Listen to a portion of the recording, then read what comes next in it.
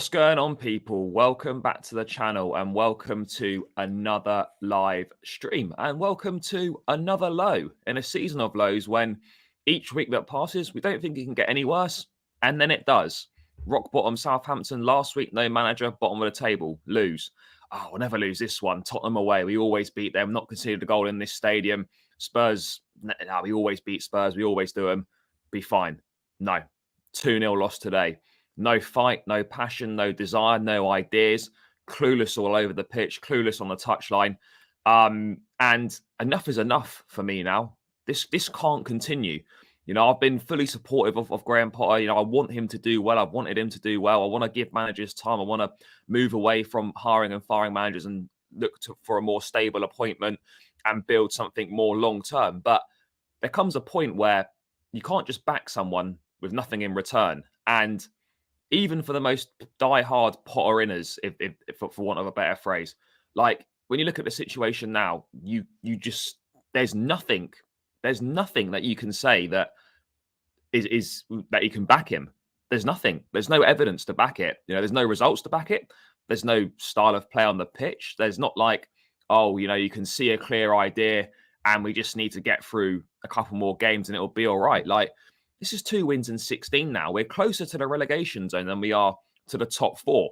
And people joke about relegation. I don't think we're going to get relegated. But, like, you cannot see where a win is coming from. You cannot see where a goal is even coming from right now. And every week that we lose and every week that we drop points, we are sliding closer and closer. We're sliding further and further down the table. Top 4 gone. European football gone. Maybe Conference League. And this is rock bottom for Chelsea. Like I've been obviously in a privileged position to have been following Chelsea, and all it's ever been is winning. This is the worst time I can remember for being a Chelsea fan in my experience. Obviously, for older people, it would have been way worse, of course. But right now, this is the lowest of the low. And the worst thing is that there's no light at the end of the tunnel. There's no obvious situation in where you think, oh yeah, you can see where this is going. Oh, this will get better. This is not looking like it's getting any better. And the longer he stays, my worry is that the worse it's going to get.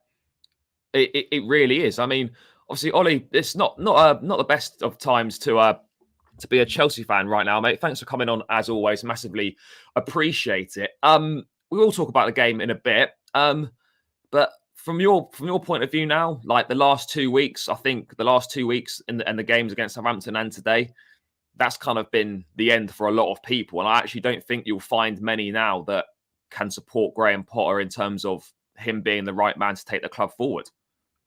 No, you know, for me, I've defended Potter a lot this season. You know, I wanted to give him time, but there is a standard at Chelsea and it's not being met at the moment. And you know, Chelsea fans, despite what a lot of people think, have been very, very generous and very patient with Graham Potter this season. But 2 wins in 16, you know, we don't know where a goal's coming from. We don't know where a win's coming from. We don't know if, you know, we're even going to be in Europe next season. You know, we don't know what our best 11 is. We don't know what tactics are going on the pitch. We don't know what's happening in our boardroom. We don't know what's happening in the dressing room, you know, because apparently internally in the club, all is well. And I don't believe that at all, considering the form we're in. I just don't see it personally. And, you know, that I think when the buck eventually just has to stop, you know, it has to stop with the manager. And as much as I've wanted to defend Graham Potter and as much as I've wanted him to succeed at Chelsea, I think he's out of his depth. I think the pressure's gotten to him. I think he's moved away from the things he is, you know, traditionally good at, and, you know, bringing up young talents and you know, and looking for sort of long-term success, you know, over time and implementing an attractive style of football. We're not seeing that now. And if he's not going to be doing any of the things we brought him in for, he has to go. Yeah, no, I hear what you're saying. And, you know, I don't think people aren't expecting miracles. They weren't expecting him to come in and, like, you know, make us some sort of unbelievable team in a short space of time, 4 months or so. But what you would expect as a bare minimum is a clear upward trajectory to where we're going to be. Not necessarily winning every week, but winning most games and like a clear idea of where this is going and kind of a style of play, an identity sort of forming. the only identity we've got right now is losing. That's it. We haven't got anything else. Like, you watch Chelsea, and I know there's a lot of new players, and it takes time to bed these people in and all that. I appreciate that, but there's bedding in, and then there's the quality of players that we've got. We shouldn't be doing this badly, regardless of people needing to get up to speed and used to a new league. You've got more than enough quality on the pitch to be doing far better than we are doing. And for whatever reason, something's not going right. Something is not translating from the training pitch to the actual pitch. I wonder what we do in training every week, Charlie, because we're getting worse. Like Oh, yeah. the start, where when Potter came in, he looked an absolute revelation with the football we were playing.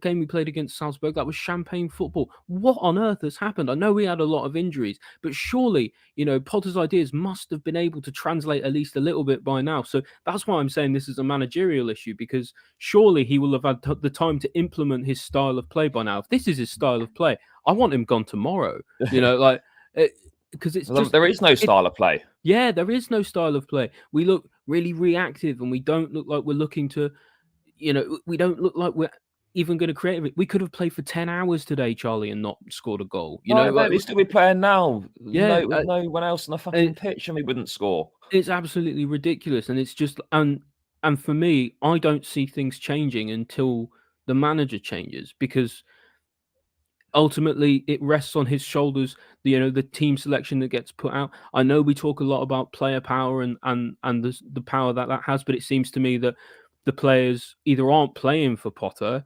don't really trust him, don't believe in his ideas, or they're sort of going along with the right, a bit like, almost like a substitute teacher, sort of going along with it because they know that the standard's low and they don't really have to try all Do you that not hard. think, though? It's like a doormat. They're just walking all over. Do you not think on that point, though, that in a slight, maybe not a defense, but in a slight counterpoint, for want of a better word, that people that say that the players aren't listening to the manager, like, when I hear that, I think, like, you might not like the manager, you might not think he's good enough, but you're employed by Chelsea Football Club. You're paid hundreds of thousands of pounds a week to do an unbelievable job. And if you can't listen to the person that's in charge, what does that say about you? And what does that say about the players? Because this wouldn't be the first time that this has happened at Chelsea, where players stop listening to managers or stop buying into ideas. And now, I'm not saying that, Potter's going to is the right guy. He clearly isn't right now. Would you listen to Graham Potter at the moment? Would you be following Graham Potter's instructions at the moment? I wouldn't. But it's hard to make a case for it. But what I'm trying to say is that, like, he's your boss right now. It's disrespectful and unprofessional not to listen to him. By all means, disagree and challenge and whatnot. But ultimately, like, you're an employee of the football club. This guy's in charge. Whilst he's in charge, you listen. Like, I think it's just a basic thing that, but we've seen it. But we've seen it happen. If you don't have faith in his ideas and you don't have faith in him to succeed, but you also had the same with Jose. Prime Jose, probably the absolute GOAT. Like, we had it with then. We had it then as well. Like, people, they stopped. I understand that, like, when you listen to the same person for a number of years, ideas can go stale. It might need to be freshened up. But I don't know. For me, I still think there's a massive mentality issue at Chelsea still. I'm not, like, saying it's like, the players, obviously, there's not many elite level mindsets. Like, you only have to look at Casemiro. This guy's won everything. And yet in the, the way that he celebrated that Europa League win on Thursday night, the way that he's bossing a Carabao Cup final, and people call it a Mickey Mouse Cup, whatever you want to call it. This guy's won it all. Man. Trophies are trophies. This guy's won it all. And that winning mentality, like, even in the celebrations afterwards, he's digging Bruno Fernandes out. No one on the pitch right now for Chelsea is digging anyone out. There's just an acceptance that this is all right. There's zero leaders. It's like a nice guys club, it seems like. And the thing is that kind of thing comes from the manager in a lot of ways. It partly comes from the owners as well, but a lot of it comes from the manager.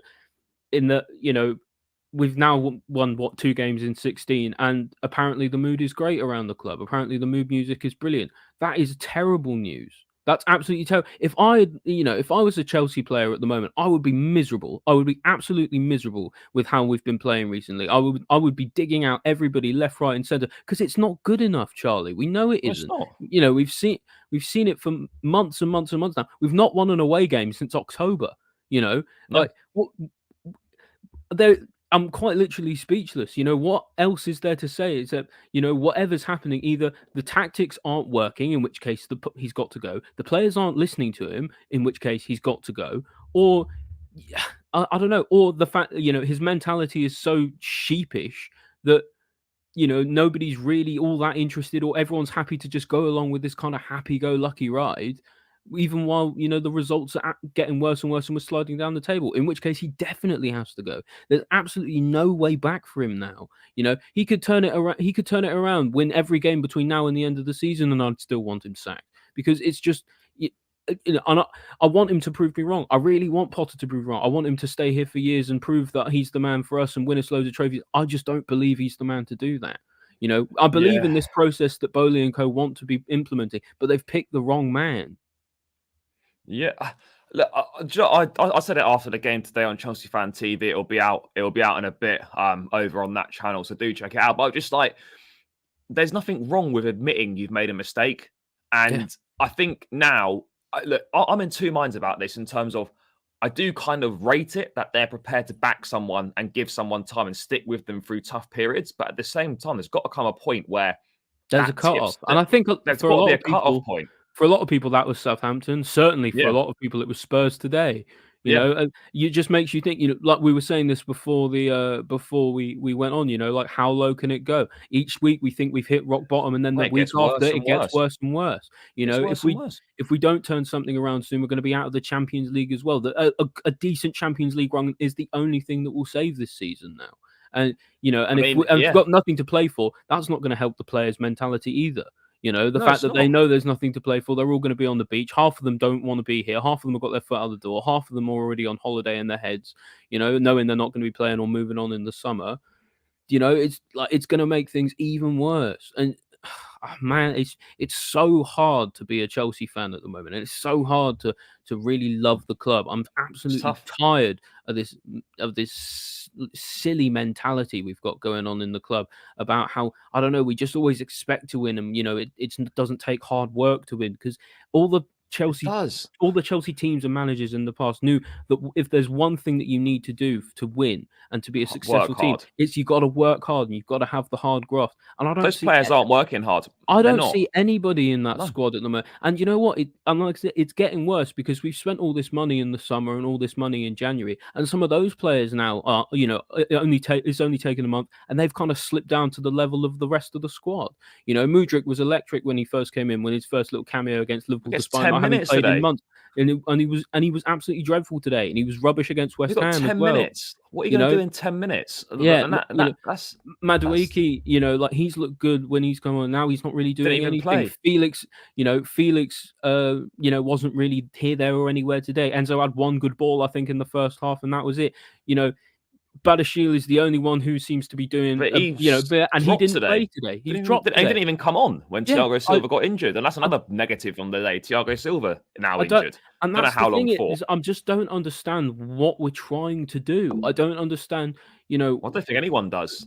like. That's the problem because you You know, can't see if what we're trying if to do. if I would have Graham Potter in the room with me, I'd just grab him by the collar and go, "What is the strategy? What are the tactics you are trying to implement?" And stick to that because at the moment, changing the 11 every week by 5 or 6 names, changing the tactics every game. There's no consistency building. That you've got a huge squad. It needs to gel with the same tactics every week, and we're not seeing any progression, and it's going nowhere.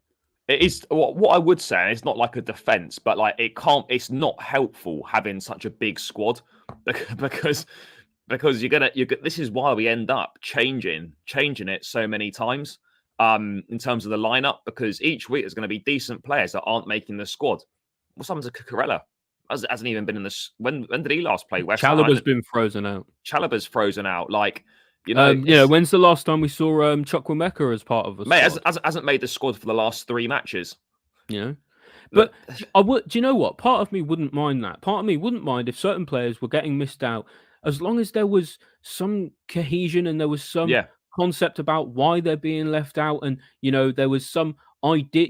Lewis Hall, we haven't seen him in ages either. no, That if there was some idea as to why these players were left out, and they were being left out consistently yeah, rather than being brought in for a game, out for 2 games, brought in for 2 games, out for 4 games. It doesn't make any sense the way we're doing things at the moment. Potter's trying to keep everyone happy, and all he's doing is making everyone upset.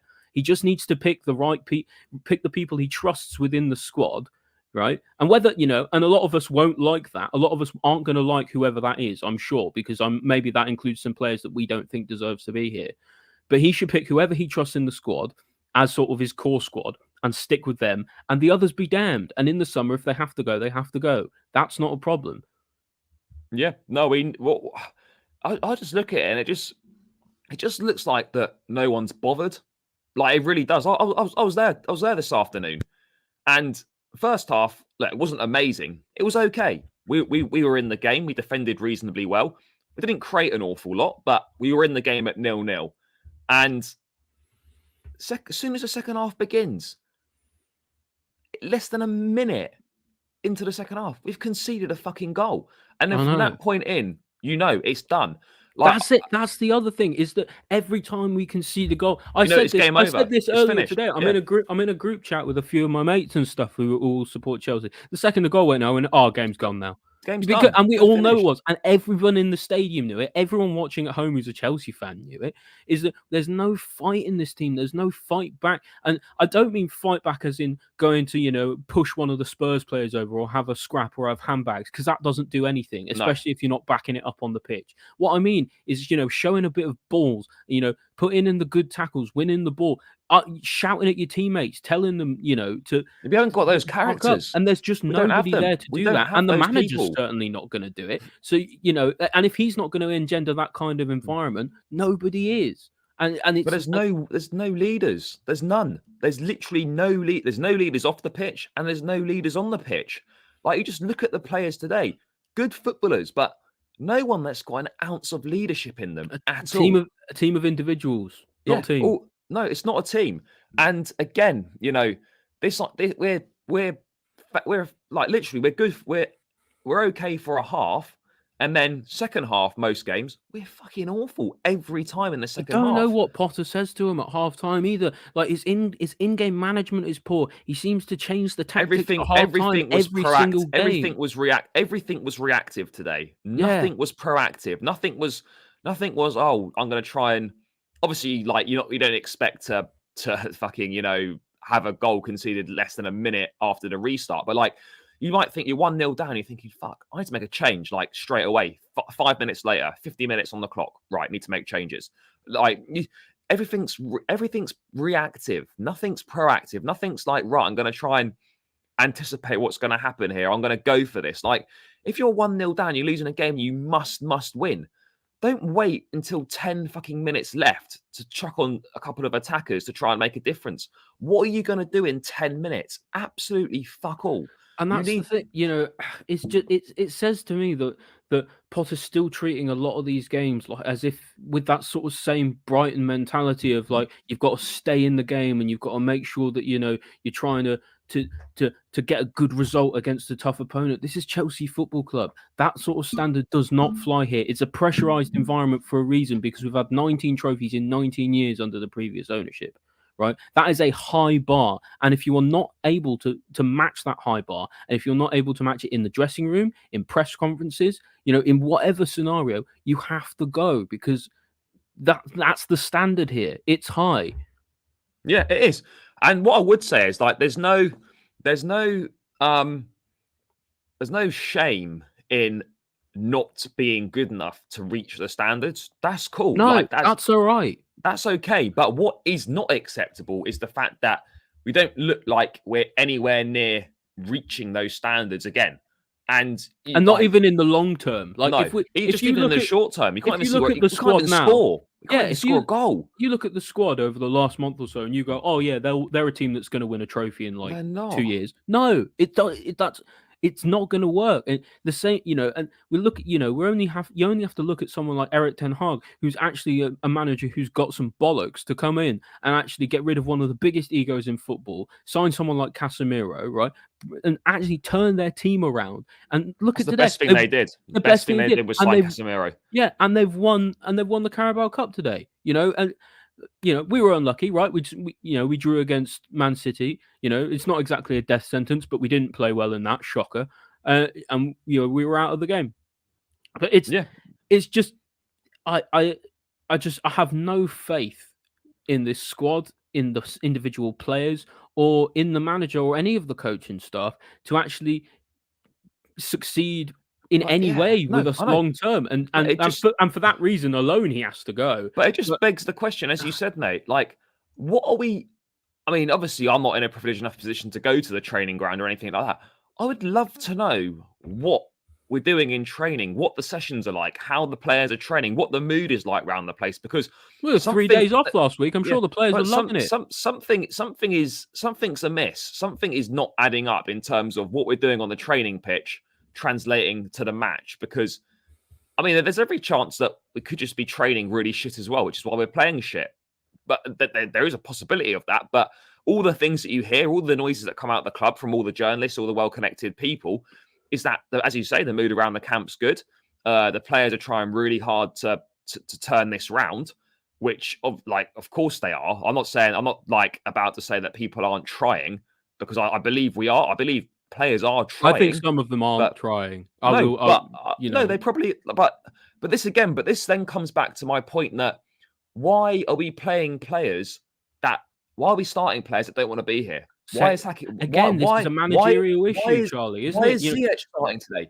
He doesn't want to be here. This guy was about.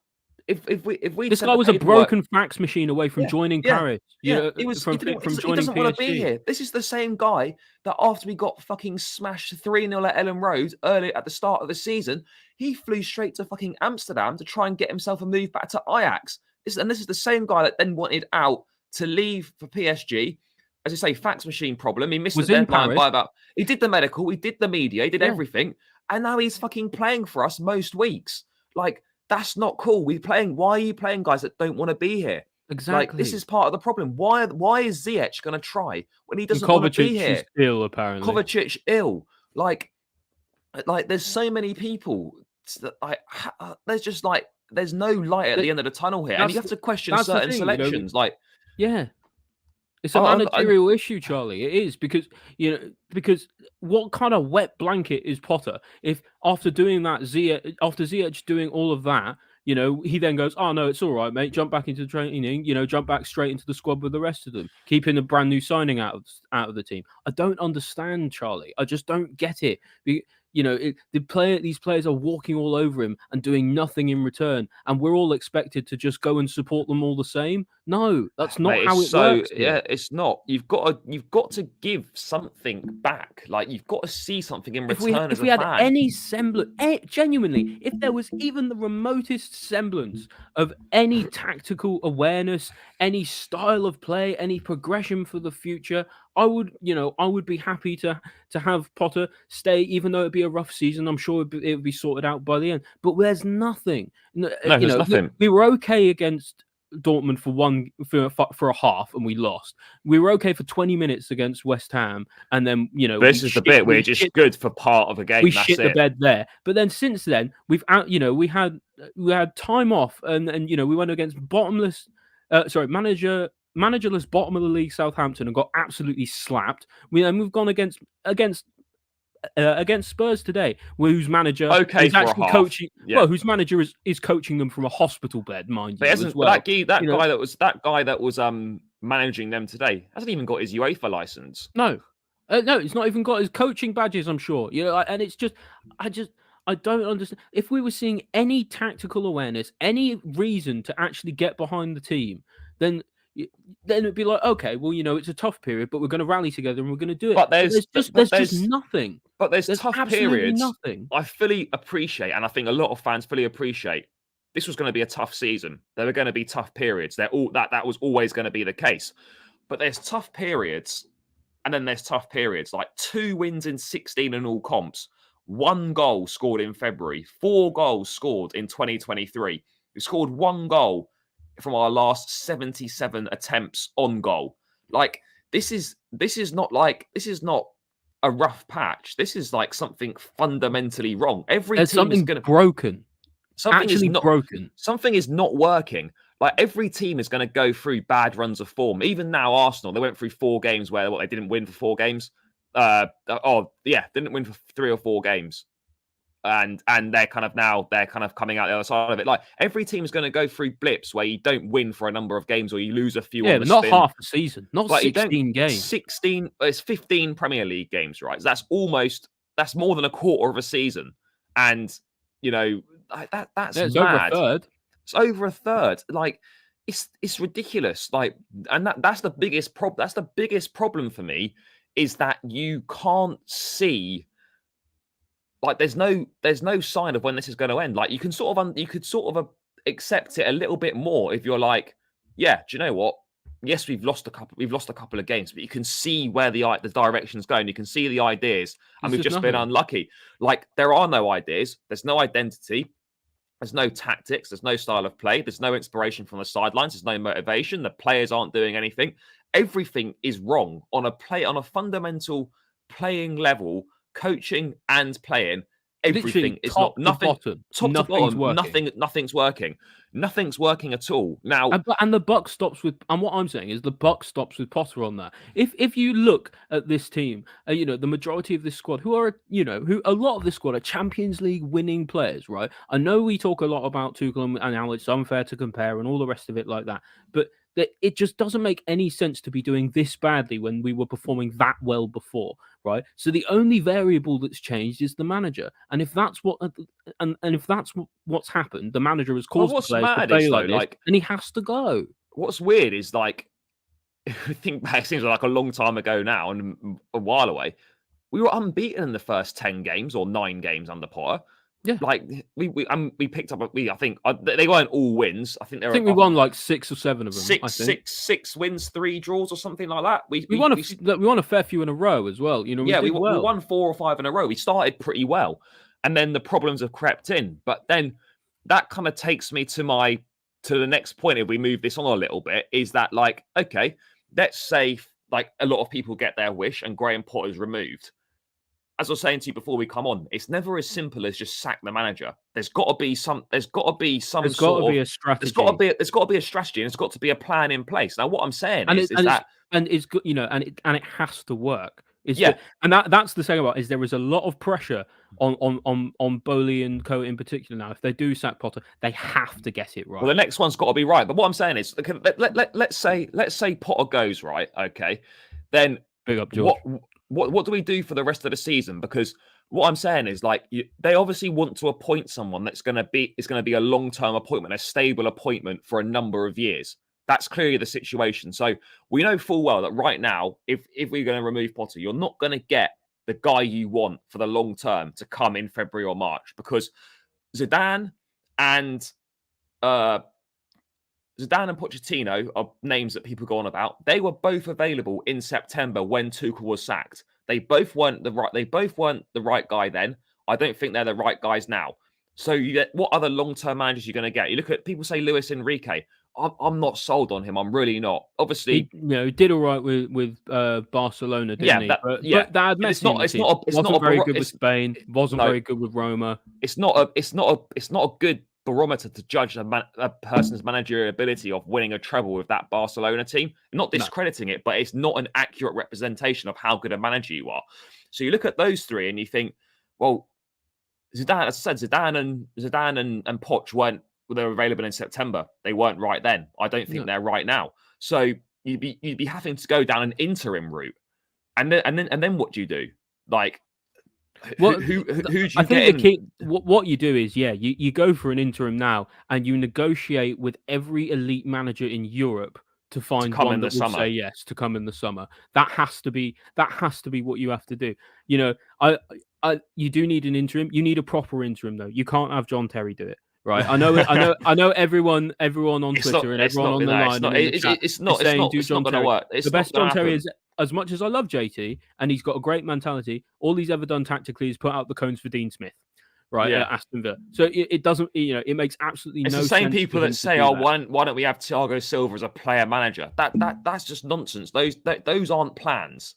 That's not Yeah. a proper plan. It's not a sensible solution to the You need problem. someone else who's going to come in, who's going to be happy to do the job for the rest of the season and see out the season. But And the thing, and genuinely who's that person though? to gain That's the a few wins and to keep us but from yeah. slipping further down the table. But That's who all we would need. you? But like, who would you say though? Because we know it's not going to be it's not going to be the next guy that you appoint. But who would you go for? Let's say Potter Not gets many good sacked. options. Yeah, like Do you think that's perhaps another reason why they're inclined to stick with him a bit longer because of the complete lack of options out there? Because I feel that if there was actually viable options out there, then they would have thought about a change a lot more quickly than they perhaps are.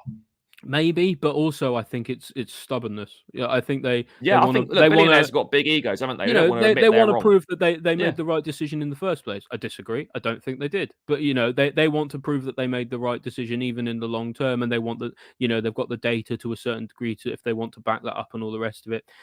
And they want a long-term vision and a long-term approach, and they don't want to look stupid for having sacked an elite coach in the summer. Yeah, genuinely, maybe like it is. Do you get Tuchel back in as an interim for the rest of the season? I don't think they're that stupid that like they'll just stick with someone because they don't want to admit they're wrong.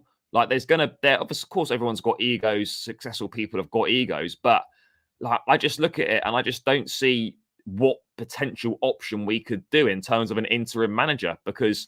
Yeah, like, I know what a lot of people are saying is that you don't always need an elite tactician, but No, you you need someone don't. you need someone who's been a To manager lift the before. mood. Yeah, Yeah, you but you do need need someone someone. you do need someone who's been a manager before. Like it would be like giving it to John Obi Mikel. Yeah. Like what good is that actually going to do in the long term? Or If someone that's been in and around the club for yeah, a like it's been part of the setup for a while. exactly. Yeah, if you got to give it to anyone, yeah, maybe you do try and dig out a Goose Hiddink or something, or I don't know, a I mean, Jesse March who just got sacked. who's in charge of the 23s or Joachim the Low, 20? he wouldn't be a bad shout for Mate, he's the not managed remainder for of the years season. in a club though, has he? I mean, Look, this is the problem. could But be who's worse. I mean, who manages the development teams? Who's like the 21s or the 23s or the PL2 manager or whatever they are?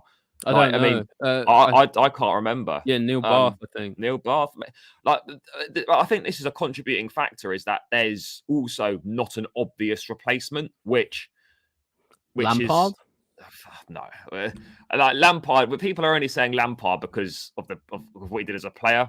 Yeah, Let's be real. Like it's not. at least he's been a coach before. He's been a coach with Yeah, Chelsea before. Listen, but I think the idea would be that it's all on an interim basis. So it has to be an interim manager. Yeah, it wouldn't necessarily matter. but then I suppose Matter who on it is, as long as as long as they're doing better than Potter is doing now, and it'd be kind of hard to do worse. In a lot of ways, there's just there's then there, I don't know, man. It's so difficult. If you ask me, what the solution is you sack Potter, you get in an interim, whether that's just whether that's just the assistant manager and JT, whether that's Big Sam, someone else, yeah, Big Sam, doesn't matter, right? And you spend all of your time and your money between now and the end of the summer transfer window trying to secure an elite manager with a long-term vision for the club. but If it was up to me, we wouldn't spend any more money. We'd just throw all of our money at someone like Guardiola and see if we could pry him off City.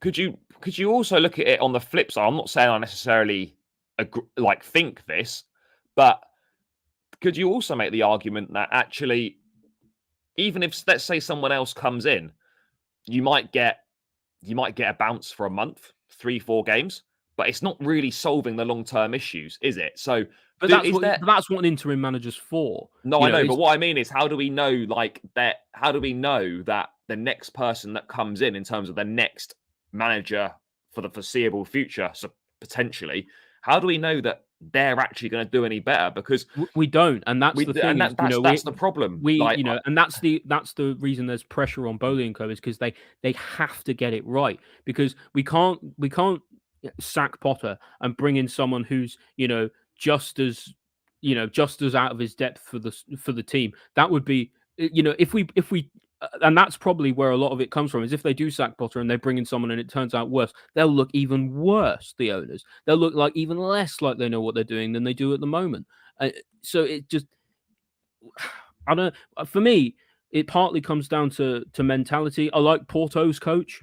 Like that. He's Sal. yeah, Conseil Sal. He's got a decent mentality on him. I like managers like Eric Ten Hag.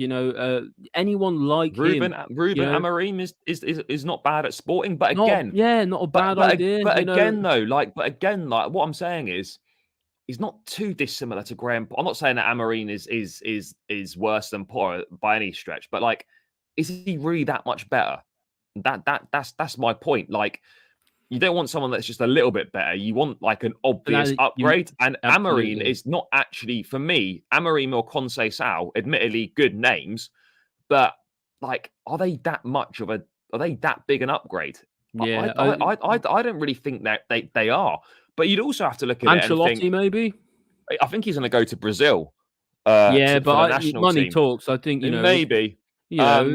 Potter, if Boehly looks at him and gives him the eyebrow back in return, Deschamps not happening. He's staying for the next World Cup. He's already signed up extension at France. So that won't happen. Yeah, I'm not sure. And Next in the manager same will come question from as Joachim Germany. Low, it doesn't really work. Like they were looking at Oliver Glasner from. Yeah, that was about to say, they from Frankfurt. They are fans of him, but again, that's a massive gamble. That's similar to Potter in terms of a gamble. It's hiring a German Potter. That is. I mean, he's won the Europa League with Frankfurt, and he's done a very good job. But managing Frankfurt to Chelsea is a huge step up. That's a similar jump from Brighton to Chelsea. Yeah, it really is. And everyone would George. Everyone would like Jose back, I'm sure. At least if nothing else, from a romantic perspective. But we all know it wouldn't end well. We need something that's going to be a long-term appointment. He'd be here for 2 years, probably, and fall out and be gone again. For 18 months. Exact same as Tuchel. Here for 18 months, fall out with everybody. Might win a couple bits. Yeah, and that's exactly what we're trying to guard against. The problem is obviously things aren't getting better under Potter. If anything, they're getting worse. So there is a certain point where actually almost not anyone would be better, but they have to make the right choice in bringing someone in. But I don't think it would be hard for a new manager to win the fans on side by doing better than Potter's doing, because it'd be hard to do worse. Yeah, no, it would be hard to do worse. It absolutely would be. I mean, moving it on, mate. I know people love to pick apart everything that he says, but what have you made of the comments that he's kind of made after the game? Obviously, in these ones, he's kind of like, as you would, he's taking responsibility. It's not good enough for this club, and he knows that. I'm not sure when he keeps saying the players give everything, I'm not sure they are giving everything. No, I'm not sure either. I don't know why he seems to be going at length. That's like the go-to line. Yeah, he's taking responsibility. Fine, yeah, we get that, no problem. But don't treat us like we're stupid. But when he keeps saying the players are giving everything and we're losing every week, they clearly aren't giving everything, because these aren't shit footballers individually. They are giving everything, and that's as far as he's able to take them. In which case, there's also that. There is also that. Yeah. Yeah. So the thing that bothered me is actually, funnily enough, is I thought him taking accountability was good. I thought him saying that there was a real need for people to come together and the squad are really trying to turn it around, and I appreciate those comments. I do. What I didn't appreciate was the comparison that they've somehow brought up between us and Arsenal, between Potter and Arteta. So if you let me just rant for a minute, this isn't going to work. I'll just bring it up now. But, this concept of Arteta and Arsenal versus Potter and Chelsea, honestly, there is no comparison here. This is apples and oranges. When you look at it, Arteta, right, won a FA Cup, right, in his first season, right. So thanks to Anthony Taylor, that bastard. Listen, a trophy's a trophy. Right? Yeah, it is. Yeah. So won a trophy in his first season, so it gave him something to actually hang on to and something to build on, right? Arteta, Arsenal never had under Arteta have never had a 2-16 record, or even anything remotely that bad. There's so many reasons. Arsenal haven't spent the equivalent of 600 million in the past 2 windows either. There's so many things that actually make this completely not even remotely close to a comparison that you can possibly do by saying, oh, well, yeah, if you give one manager time and you give another manager a time, they'll both get better. It's not necessarily like that, because the clubs are different, the context is different, the players are different, the coaches are different. It doesn't always work just to go, oh, well, look what Arteta did. It's not just a linear Because transition. because it's not linear, and so it just, the circumstances aren't the same. and there's, I don't get it, and everything else he said was perfect, and he ruined it all by saying that.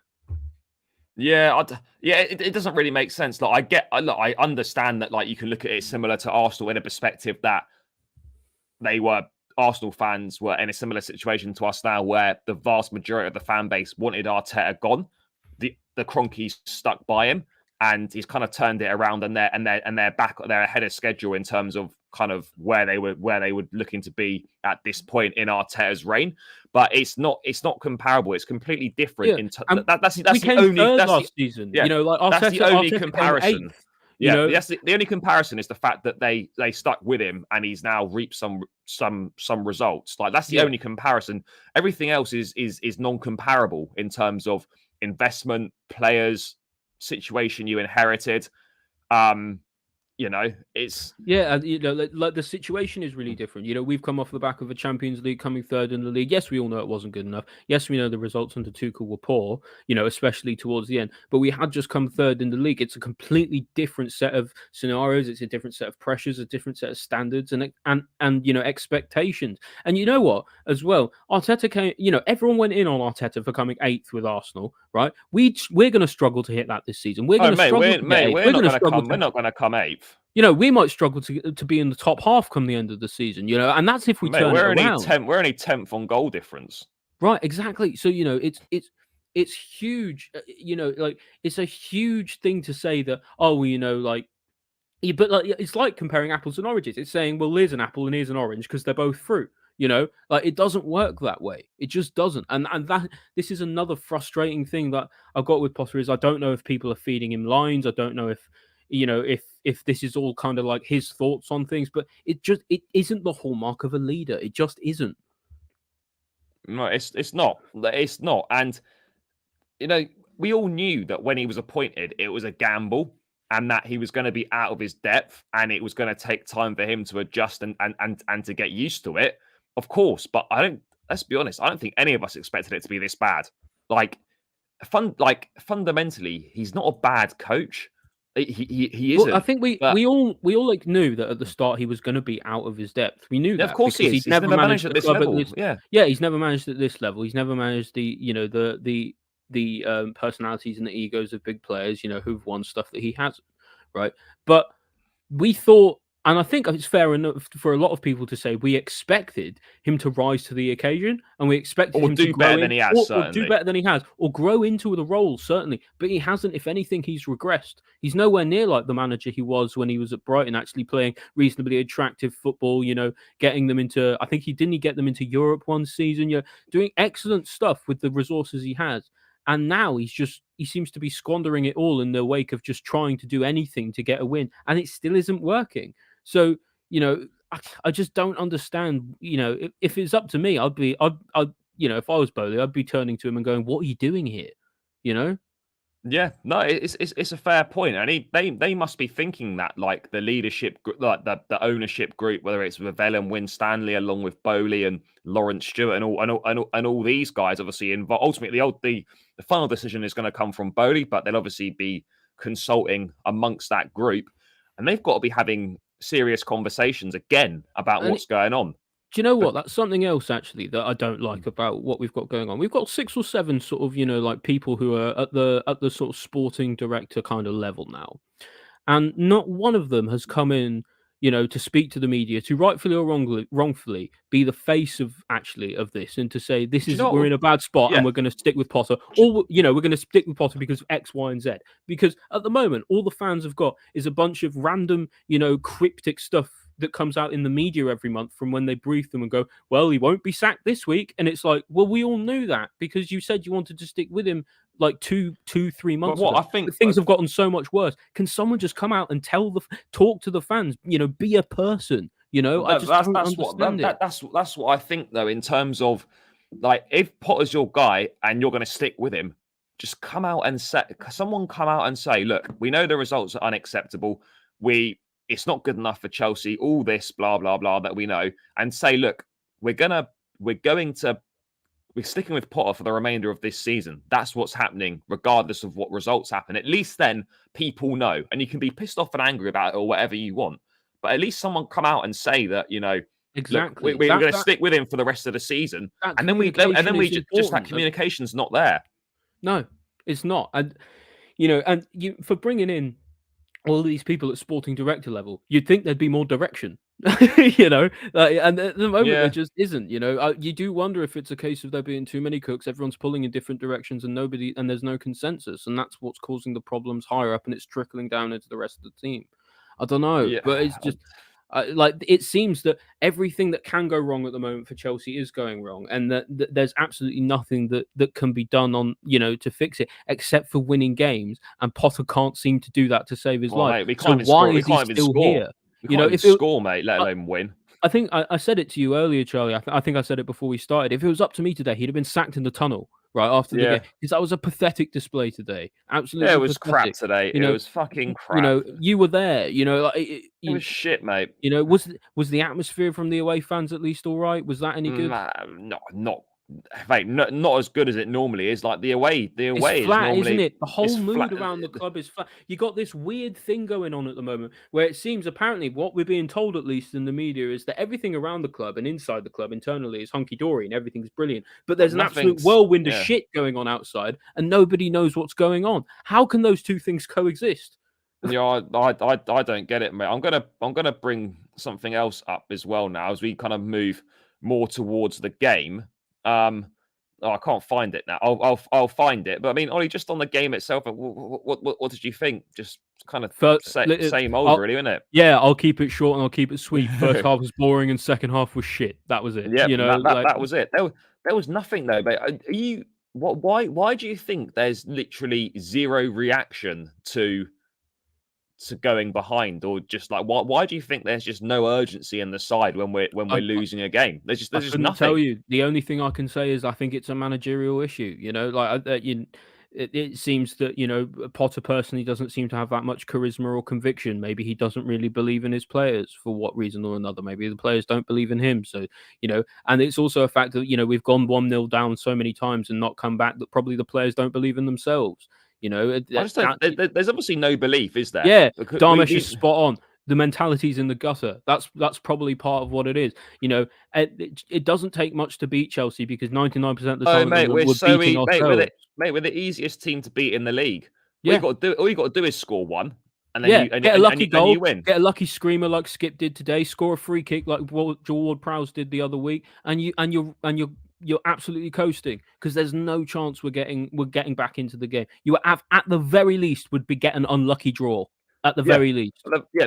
This is the point though. Like, if we go a goal down right now, we're not winning. We're not winning a game. It's No, as simple as we're that not because even drawing a game. no, we're scoring no goals. If we go one down, at best, we're getting a draw. I That's think it. it's partly maybe there's just a lack of squad cohesion as well. People aren't sure how to That react. I think that's Potter's not that been is part of it. But Potter's not been there for very long. A lot of the players haven't been there for very long. But you know what? It's up to an elite manager to make it work. that's You can't wait for. So people say this is going to be a really weird kind of this is going to be a really weird comparison, but you'll see where I'm going with this. Is Donald Rumsfeld before he went into war with Iraq in 2003? He said, "You go to war with the army you have, not the army you want." Right, and it's the same in football. Is you go and play football with the squad you have, not the squad you want as a manager. So you make it work. You have to because that's the expectation at Chelsea. And look again, like what we're looking at on the screen here. This is a managerial issue. The team is so like unbalanced, one-sided, and it doesn't seem to make any sense whatsoever. Kai Havertz, I don't know what the hell he's doing, it's shit today. playing every week. I have no faith in him whatsoever. And at the moment, you know what? I have absolutely no faith in this team to score a goal or win a game. We're playing against Leeds next, I think it is. I have Yeah, absolutely no confidence in us to get a result out of that game whatsoever. I mean, I don't even Absolutely fancy us. zero. I don't even fancy us to score. I mean, I'll get No, tabs. I don't. Listen, I don't fancy us to get more than maybe No 1 or 2 shots on target, even. You know. tabs. I'll get to that question in a second, mate. I mean, Ollie, what the fuck was this passing map today? Like, what is Uh, that? I saw Like someone funnily said, everything's played down the left hand side, and we're just playing it in a diamond. yeah, notice how we're That's it. ignoring our best player in Reece James, by the way, leaving him totally isolated on the right Like hand side James was next to hardly in Ziyech, who the doesn't want to be here. James was Yeah, hardly in the game at all today. yeah, you know, and I saw someone on Twitter say we were trying to make Thor's hammer in order to create some kind of spark. But you know, unfortunately, that didn't work either. I don't understand. You know, and this is what I'm saying when I say there are so many things that I've said today are a managerial issue. This is another one. You know, like why is the team so unbalanced, Graham? Why is Reece James our best player not getting more of the ball? Why is Havertz left totally isolated up front? You know, why are you playing him up front if every time he plays up front he is isolated? You know, But he's shit every week as well. So why is even João Felix playing all the way over on the left when he needs to play centrally? Right, I don't understand. You know, I just don't get it. there's just so many things are wrong. Everything's fucking going wrong. Like, and you just can't see where anything's going to go right. Like, when's this going to end? Like, you just don't know. You just don't. Yeah, you just don't see you don't see a point at which this actually gets better. Certainly not on the trajectory we're going at the moment. You No, know, but you know, I think for a while everyone was expecting, okay, once it clicks, and how we're all kind of going, is it going to click? It's mate, never going to you click, is sort of it? think like You you know, sort of think it's clicked in moments. Like you say, 30 minutes at West Ham was really fucking good, but like, and then we were decent against Dortmund. and We still I lost, get the but underlying stats even look good, right? You know, like our the expected goals are XG good. we're creating chances. The XG is decent. And Like, you know what? And it's partly a result of, you know, like it's the same old problem at Chelsea is we can't score a goal. But you know what? Again, it's up to the manager to turn that around and get that right. You know, it's not like we had any. You know, it's not like we had any less of problems scoring goals when Tuchel was in charge. There were a lot of games where we struggled to score with when yeah, Tuchel was the coach. But you know what? He found a way. He shithouse wins and he made it work, and we came third. Because that's what an elite manager does. this team can't win. Well, it can't win full stop, but it can't dig in to get a result.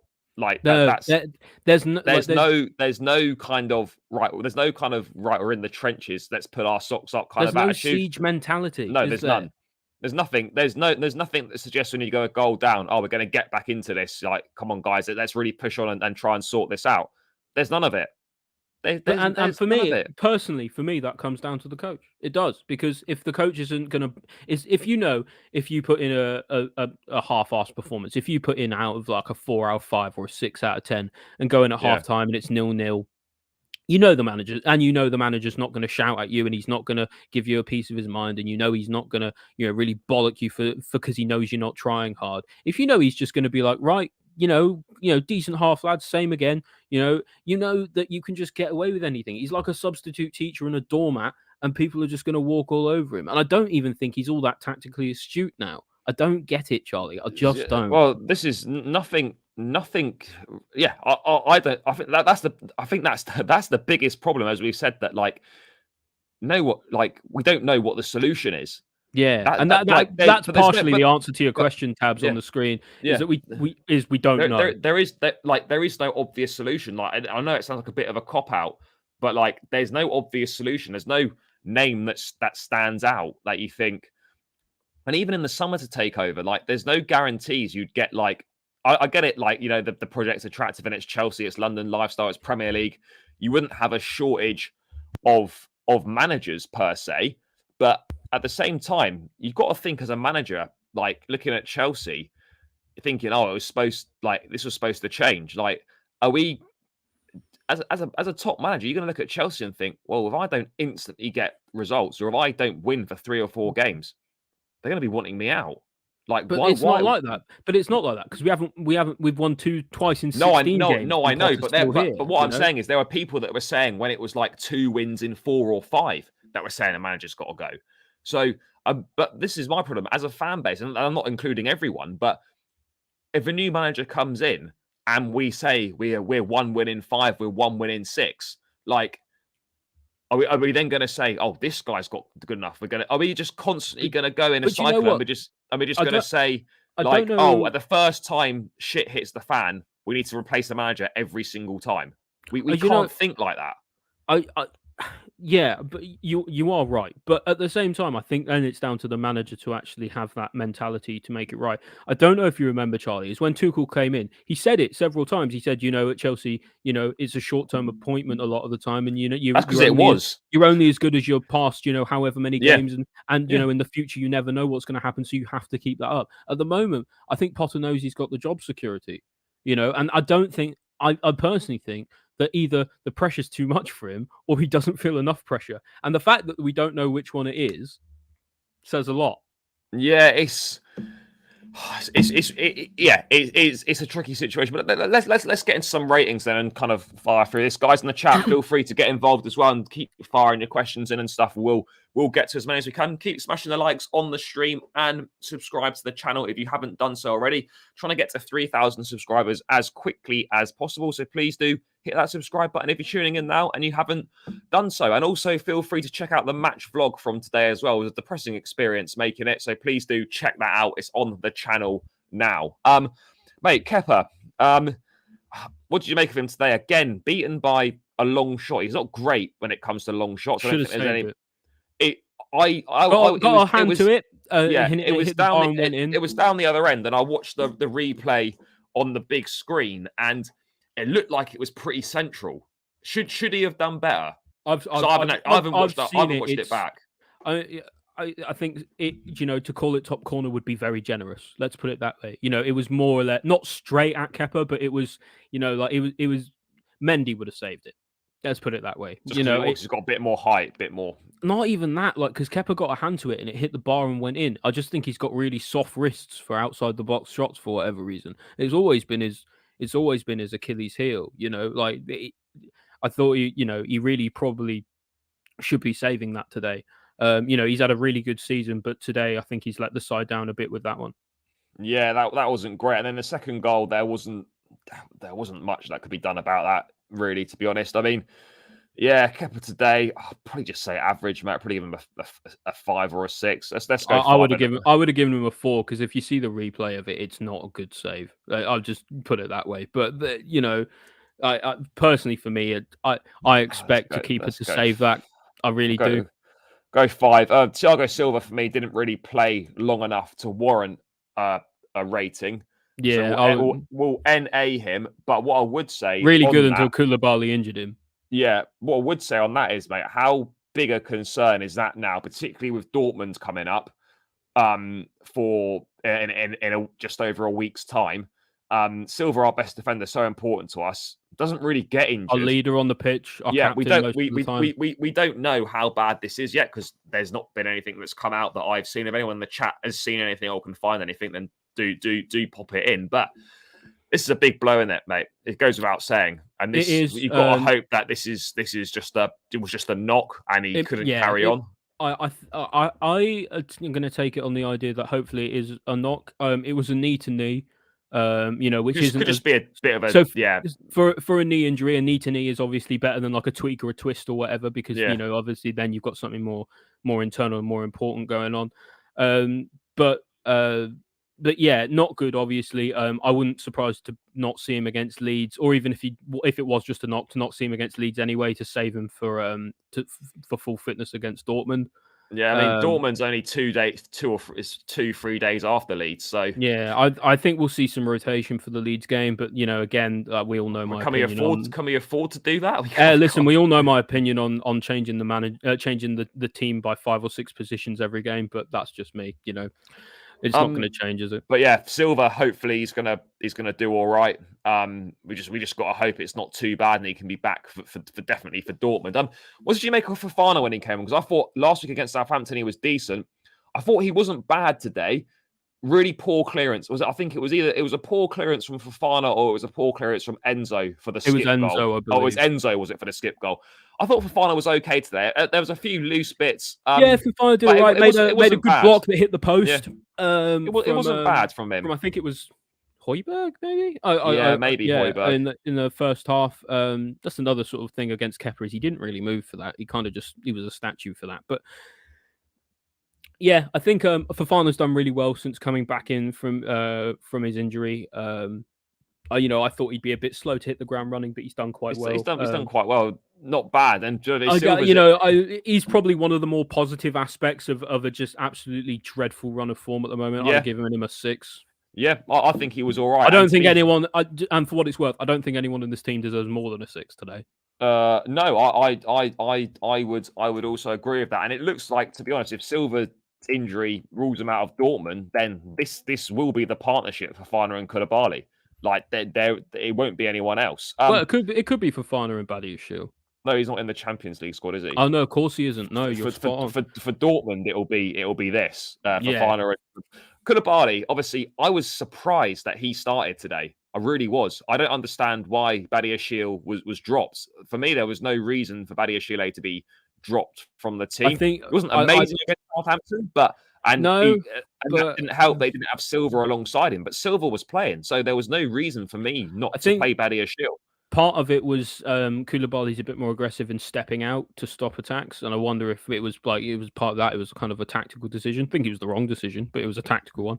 Yeah, I mean, it's not cost us the game. Let's put it that way, and it's not cost us the game today. No, I wouldn't say so. But No. and someone said earlier in the chat that Silva got injured due to Kane falling on his leg, not Koulibaly. I don't know if you've seen the replay, but Koulibaly's knee absolutely smashes into Silva's Oh knee. mate, I haven't seen any replays. I don't think I want to watch it. It's I think Silva's shepherding Kane out or something, or Yeah. outside the box or near the box or something, and Koulibaly just absolutely comes across and just clatters everybody in his path. It's one thing I don't like about Koulibaly is like as much as he's done all right recently. Rash. He's rash. He's reckless. Sometimes he's a bit of a defensive liability. He's almost a bit like David Luiz, but without without the decent passing or ball striking ability.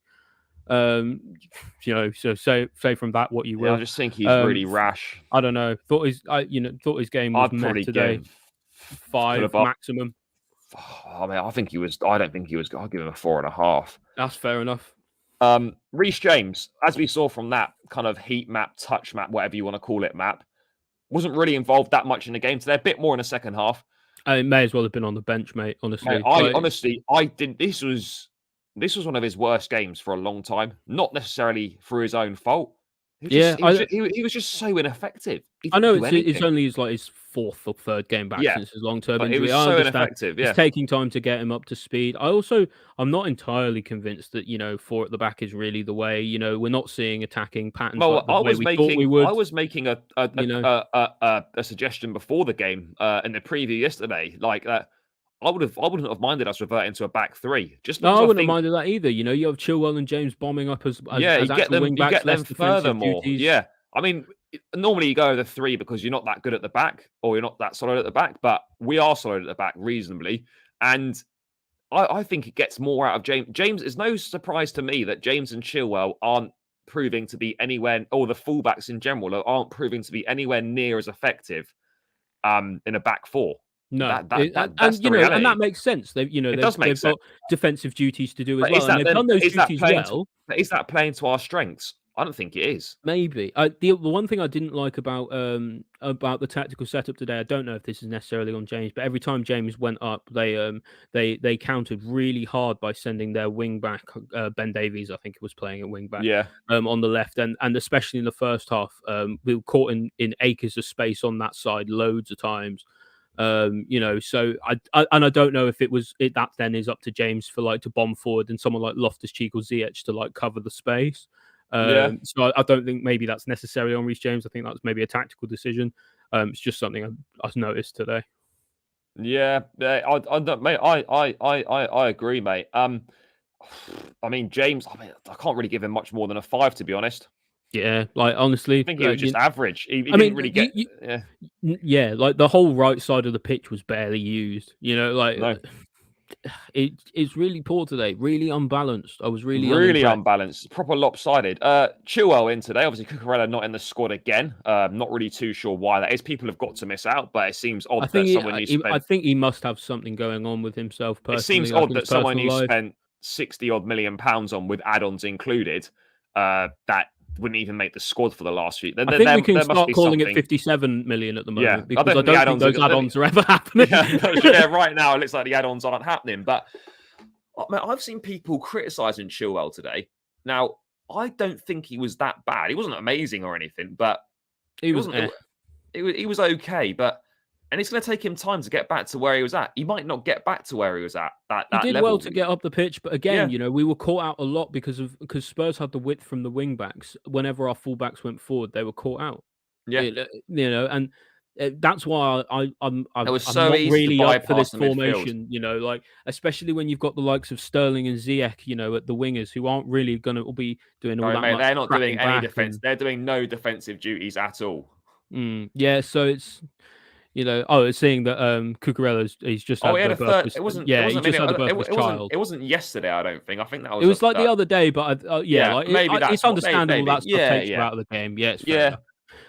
Yeah, Chilwell, I don't know, get maybe like a 4.5 from me today. You know, yeah. He four wasn't. maybe. Yeah, They're yeah. It really wasn't great. really uninspiring performance. Yeah, You know, Chilwell is kind of one of those players you expect to pop up with a goal or something, and expect him to do a bit nothing, more. just absolutely nothing. Yeah. Let's move into midfield. I've got to be honest, mate. I thought Loftus-Cheek was dog shit today, and Yeah, that might just be me. he No issue was. with him. Meh. No issue with him starting because actually in the last games against West Ham and Dortmund, he did pretty well. With Cover obviously ill or not fit, whatever you want to call it. Zakaria hadn't played many minutes, so it might Yeah, have been a bit yeah. of too much of an ask for him to start. So Loftus-Cheek was really the only option in there. The thing is, for The me, game just bypassed him for me. yeah, it completely just went by it. I don't know. It doesn't really make any sense to me to see Loftus-Cheek playing in a pivot. It just doesn't. Like you know, I understand Zakaria either you know has just got back from his injury, but he should be starting with Enzo for me because having Yeah, Zakaria there allows Enzo to get up the pitch a bit more and actually use his offensive capabilities. You know, which we all know he's got. You know, set up a really good pass for Felix in the first half that unfortunately he couldn't get onto, but you know, really nice pass all the same. For me, Loftus-Cheek just doesn't provide that defensive stability. I don't really know what Potter's trying to do if he's counting on Enzo to be the defensive presence there, mate, it's because he's not more of a helping that Enzo's is playing a more defensive midfield player. That no, really it isn't isn't. helping. No, for me, yeah, Loftus-Cheek gets I don't know maybe a 3 today. You know, There just wasn't anything. There was just nothing there. it The was game just yeah, bypassed him, as he I just said. And he essentially just didn't play. If you know what I mean, like you know, like yeah, he had a. This is what I like to say about players like who have a performance like that. Perfect referee's performance. Didn't notice him at all. didn't notice him. Yeah, like you know, Uh, let's move on to Enzo. He was like, I think the clearance is poor from him for the skip goal because by all yeah. accounts it was meant like Kepa was going to collect that, and he clears it. No And idea what you see. That's something that comes with a bit of like bit of gelling, communication, cohesion, a bit of like communication. This is confidence. Yeah, these are the little things that we expect when people say, "Oh, the players haven't gelled yet." That's the kind of thing that people but that's kind just of basics, see. though, isn't it? Really, like if you're going to get the ball, surely you just call. Maybe Yeah, he didn't hear him. I don't know. Um, but what do you make of Enzo today? Because obviously he's come in for big money. He's done reasonably well against Fulham and West Ham. done well Dortmund, considering how poor we've been. yeah, I he think has done reasonably well. Today wasn't wasn't his day. great. Didn't do that much today. I'd give him a 4. I don't really think apart from that one pass in the first half, he wasn't really in the game. They bossed our midfield I totally, think and 4.5. yeah, like Four and a it's just half. it's I don't know. I think I expect more from a player who costs that much. Let's put it that way. Yeah, it wasn't the best I know today. players don't choose their price tag. I get No, it, but I mean, yeah, but you'd expect more today. You would yeah, expect more. And it just wasn't there. But I don't think it's helping him, as we said, being the more defensive of the two, and not really playing where he's optimally should be playing. Yeah. essentially. You want him further up the pitch. You want him closer Well, to Felix at the end well, of the the thing day. is, no, it's not even that. I'm happy to have him as a six. I'm happy to have him in the pivot, but he needs someone next to him who's going to do the defensive dirty work. You can't rely on Enzo for that. One, because he's not the best at it. He's okay, but he's not a defensive presence. And the other part is you've got to let him be the one to go forward and actually rush into the box and be making those good passes from Yeah. deep as well. He doesn't have to play as an eight. I'm happy to have him play as a six, but for me, pairing him with someone like Loftus Cheek is just pointless. Yeah, it doesn't really. It's not really working because Ruben's not particularly attacking either. The So only thing I've got is Loftus Cheek. He's obviously got a physical presence in midfield. Maybe that's what they're looking for, so you don't get completely bullied. But it didn't work today. no, it didn't work at all today. Pest Lord, yeah, Kante or Zakaria next to Enzo is probably the Yeah, best yeah, I'd one. say that's Probably Kante on merit. Zakaria I if want to see, to be honest, against maybe. Leeds next weekend, it's got to be Enzo and Zakaria to start. Yeah, It yeah, has for to me, be. or a midfield three, Or because three, yeah. we can't keep getting bossed about in midfield. It's ridiculous. No, we can't. Mate, the midfield was getting bypassed so easily today on a number of occasions. That There was a can't lot of keep times, happening. Spurs were happy to sit back and hit on the counter, and they did that a Yeah, couple of times and yeah, completely they passed us through easily. they did. Let's move on to Kulusevski, Hakim. Kane, they were tearing Yeah, us to bits. let's move on to Hakim Ziyech. Obviously, we talked about him playing and not wanting to be here. We won't go into that again. What did you make of the red card? It obviously it was given initially, got overturned by VAR. Well, Mm. obviously they sent a ref to the monitor. I couldn't really see it from where I was sitting in terms of the actual incident itself. Uh, The right decision to turn it over. Yeah, not a red card for me. No, But you know what? Wasn't really impressed with Ziyech at all today. Especially I don't know why he's even doing that in the first place. I don't know why you're giving the ref the ability to sort of like make the choice.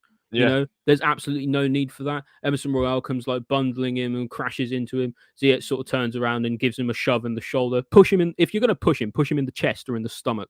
Don't go yeah, anywhere near his head because you're just gonna you're making the risk. And there's no need to lash out like that. There just isn't. And Ziyech is the epitome of a player who doesn't want to be at Chelsea, and his bad attitude is stimming into the squad. And he did absolutely nothing today. He was really, really poor. Was completely bypassed on that right hand side again. If I could give him less than one, I would. One. yeah. He was shit today. Man, just give him one. It was crap. He was crap. Yeah. Let's move on to João Felix. If I've got one criticism of Felix, is that he kind of disappears in second half of games. Yeah. Like he starts games really well, and he was involved a lot in the first half. Everything was going through him as it has been for really since he's been here I think people. in the attack. But I think the second thing half, he is, just disappears. I think it is an in-game management thing. I think people realize things are going through him, and if you can mark him out the game and sort of get round him, then our entire attack falls apart. Because everything goes through him. So it's almost like he's suffering from how good he is, if you know what I mean. Yeah, Because then he gets targeted. he just fades in the second half. Yeah, he does fade. He does. I don't know. I didn't see enough from him today. I wasn't happy. There wasn't enough from him today. No, and it's not just him. There wasn't enough from anyone, but there wasn't enough from him either. Yeah, there wasn't enough from him at all. It's as simple as that. There wasn't enough from him. What do you think? 5? Probably 4.5. Yeah, just yeah, I don't know, 5. maybe a 5, maybe 4.5 is a bit harsh. Yeah, 5 because he Five had is fair. 70 decent minutes, but just couldn't do anything with it. No, Sterling. I actually thought Sterling was all right today. I've got to Did be okay. honest. I actually think he did okay, particularly first half. Everything was going down that left hand side. He was doing pretty well. Nothing amazing. Again, takes too long to get a crossing or takes too long to get a shot off, whatever. Rather than kind of go for a probing cross or pass, he'd rather check inside, play it back, try and take someone on, lose the ball, sort of thing. But I don't know. It was okay. It was okay today, but that was kind of it. And okay is not cutting it right now. Yeah, that's the thing. I think he was bang average today, which is actually a step above everyone else in the team. Yeah. Think he probably did on a merit 5.5.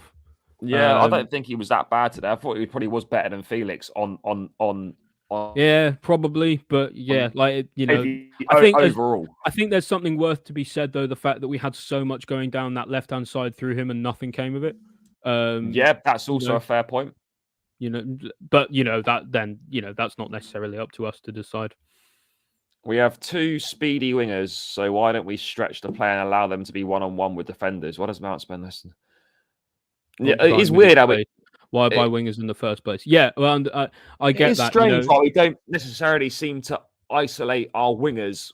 We don't seem to get our wingers to hug the touchlines and then take on their fullback one-on-one and try and isolate them. Yeah, I Everyone don't seems to understand come that either. inside. I There's think no directness. if we had an extra body in midfield, I think it would actually it gives a few more passing lanes, allows the wingers to run up and actually stretch the play a bit more.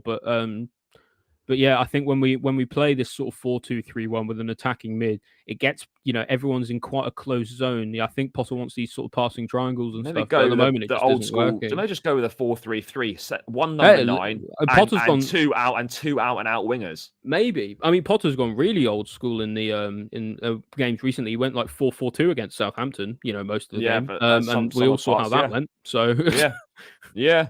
Let's move on to Kai Havertz to round this one out, mate. I don't understand how he's played a whole game today. I don't I understand really how he don't. keeps getting picked. I really don't. I don't get it. He was utterly useless today. Offers Yeah. nothing. Absolutely. Absolutely nothing. People, I ask this question far too much at the moment, and it's almost becoming rhetorical. What does Kai Havertz actually do? He doesn't do What anything. does he does do? nothing. Absolute. I was there today. Anyone in the chat right now, honestly, if you're a Havertz defender, right? Does nothing. What does he do? Nothing at all. I understand that his movement is sometimes okay. Sometimes he's kind of got this like ethereal thing going on where he can kind of glide left and right on the pitch. Today he was absolutely useless. Worse than useless. He offered less than nothing. Mate, it was almost as if he was playing against it was embarrassing. It would make and it's okay if you have a player like that and it's like a Haaland or a Kane, someone who's going to come up in the last seconds and bag you a goal anyway and win you the game.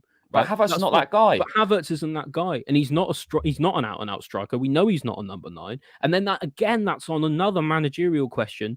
For why on earth he's playing Havertz as a number 9 over someone like Fofana, over someone like Aubameyang in the first place. I don't even really particularly rate Aubameyang. He's got 3 goals in 18, well, not probably 19 now appearances for us. Right? It's not like he's going to be the second coming, but at least give Fofana a go. I don't understand. Mate, he wasn't even in the squad today. Wasn't even in the squad. And this is the thing. I know we've got a big squad, but players are going from starting one week to not being in the squad the next. And how is anyone going to play one game, then he might not be in for the next 2? Exactly.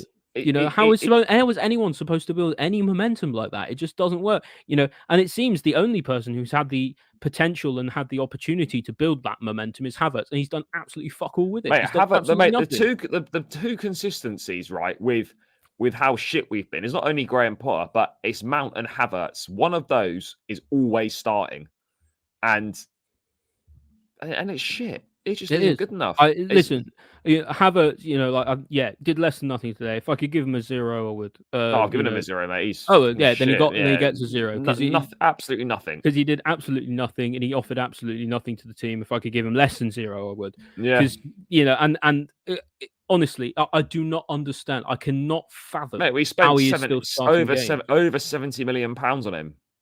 I know. For us to still be talking about him like this 3-4 years later, we still don't know his best position. We still don't know what he's actually good at. It's an absolute travesty of a decision to buy him. Absolute travesty. If we bought him and understood what he was going to do and built the team around him, it was a Roman signing. Now I don't think Lampard wanted him. Yeah, I don't think so either. And that's the thing, that he's I think he's partly a victim of having multiple managers as well. Because he doesn't really know necessarily where to play. Same with Mount, actually. He doesn't know necessarily where his strengths are, where he's supposed to play all the time. And as a result, he's kind of like a jack of all trades wherever he plays, but he's not really that good at any of them. The one common denominator is wherever he plays, he's shit. He just isn't good enough. Yeah, he just isn't. I would be more than happy, because I'm sick to the back teeth. I would be more than happy to see him. It's going to be Bundesliga. Someone in the Bundesliga is going to buy him. Hopefully. Well, I don't know. I don't know. He just doesn't offer enough at all for me. Finally, I wanted to give one last rating. Actually, is actually for Graham Potter today, and I wanted to give Graham Potter a 1. Because the tactics were wrong, substitutions were too late. He just especially in the second half, he got it all wrong, and especially in a London derby like this, to come out with the performance we came today is just not good enough. And I've said it once a couple times this stream, but I'll say it again. He's got to go. He's just got to go because It's not good enough. look at the team. Like look at the look. You look at the team that's played like this, right? When nobody's gotten above a 6, and I don't think anyone watching would really disagree with that. No, no. That again, managerial issue, right? Yeah, Nobody had a bright game. You could argue Fofana was all right when he came on. That was it. Nobody really had a spark in them. No, there was no motivation. There was no fight. There was nothing. And yeah. it for me, Well, yeah, mate, no, Pesler, no one performed today. Players didn't perform. Coaching yeah. staff didn't perform. Manager didn't perform. No one Even the performed ref today. didn't perform. He wasn't very good either. Ref was fucking awful today. That's not an excuse. That's The not ref why. gets a 0. That's not why we lost anyway. But yeah, it's gonna. I mean that rounds out the player ratings. I mean, it's gonna be an interesting week. I mean, Ollie, if you had to say now, is Graham Potter? By the way, guys, keep voting in the poll on that I've pinned to the top of the chat. If you think Graham Potter is going to be in charge for Leeds or not what you want, but whether you actually think he is or not. Mate, to round out, do you think Potter's still going to be here for Leeds? Because I think he will be.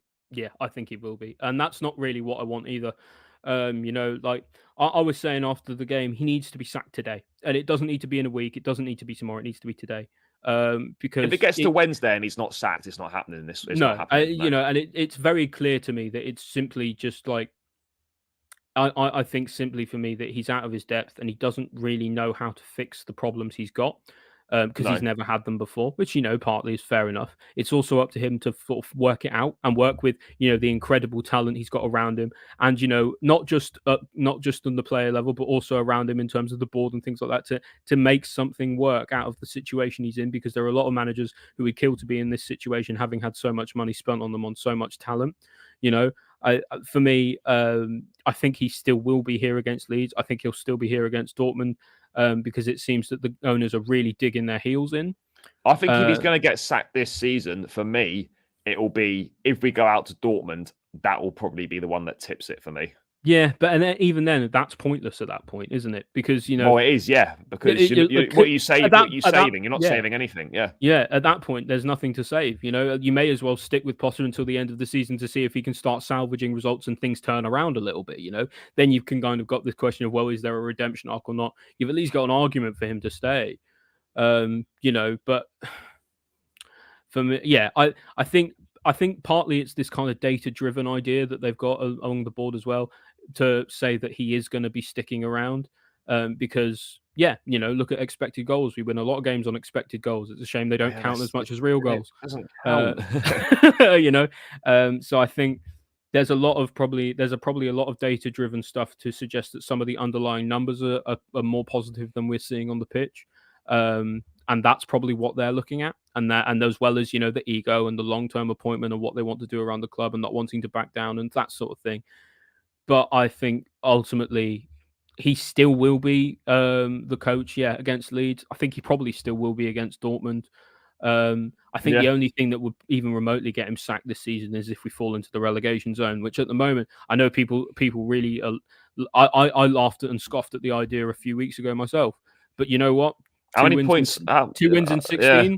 It's like in over a third of a season. It's hardly it's hardly out of the realm of possibility. And I'm not saying that to sort of scaremonger anyone or anything. No, like but it's I not. Think we will get relegated. I don't think we will get No. relegated. But I think it shouldn't even be a question for Chelsea Football Club about relegation. It should, we shouldn't be in this situation in the first place, but we are where we are. We are where we are. And we just have to hope it gets better. But let's see what happens this week. I mean, I don't expect. Nobody, I don't think it's going to happen. He isn't going to get sacked this week. I know nobody wants to, but and nobody really feels like loving the club or supporting the club at the moment. This is when support matters the most. But this is when support matters the most, and I know it. It always sounds a bit cliche and a bit sort of old hat to say you got to rally around the team. But you know what? If the fans aren't, if we can do anything else with fans, it's two things. You either make your points known to the board, by Potter out or whatever you want to do. And the other way to do it is to rally around the team. I prefer the positive way. I've done the Yeah. negative way. I've done it several times today, actually, by mistake. Didn't mean to.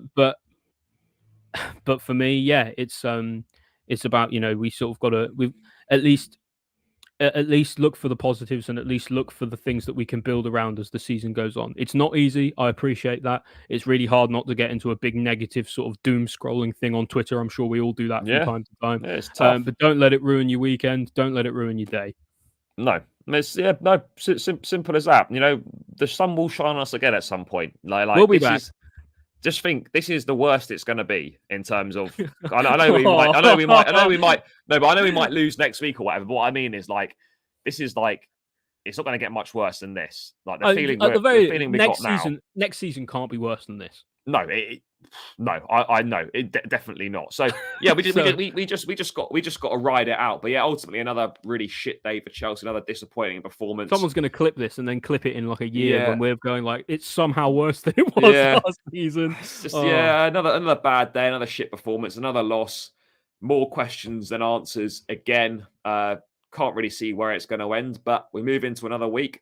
We prepare for Leeds and we see what happens there. But yeah, guys, seems like a good point to round this one out. Thanks for getting involved in the chat as always. Please make sure you smash the likes on the stream on your way out and subscribe to the channel as well. And please make sure you check out the match vlog as well from today's game. That's on the channel now. So go and give that a watch and let me know your thoughts. But Ollie, thanks for your time as always, bro. Really appreciate it. Guys, make sure you follow Ollie on Twitter. Linked in the description and it's on his screen name as well. So go over and give him a follow. You can also give myself a follow as well. My Twitter's handle is on my display name there. So feel free to check that out. But yeah, guys, I'll be back in the week with some more stuff. If there's any Chelsea news, I'll be back a couple of days' time, I would imagine. So yeah, stay tuned for then. Enjoy the rest of your weekend, what's left of it.